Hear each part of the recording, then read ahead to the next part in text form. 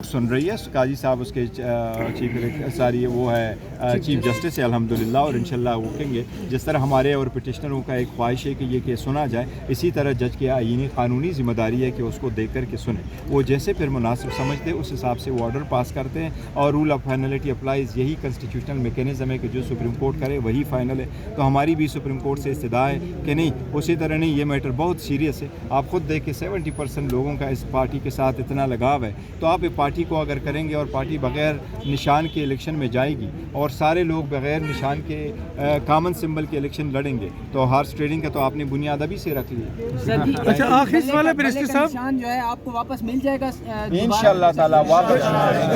Barrister साहब 9 जनवरी को जो केस लगा हुआ है आपका पेशावर हाई कोर्ट में फुल बेंच, तो हाँ। उसका इंतजार नहीं करना चाहिए था? नहीं, देखो वो अलग चीज़ है, उसका अगर हम करें तो वो मेरिट पे है, वो तो अभी चलेगा और उसमें बहुत सारे इशू है, लेकिन साथ ही जो है और लीगल पॉइंट्स है वो इंशाल्लाह ताला उस पर भी फैसला होगा। लेकिन स्टे हर सूरत बहाल होना चाहिए था, और अदालत ने तब जाके तो सारी पार्टी 4 घंटे सुन के स्टे दे दिया था। तो हम सुप्रीम कोर्ट से ये इस्तदा कर रहे हैं कि आप ये भी डायरेक्शन दें कि वो 9 तारीख को ही फैसला करे, लेकिन साथ ये भी दें कि आप उसको ये ऑर्डर जो है सस्पेंड कर दें। सर आपके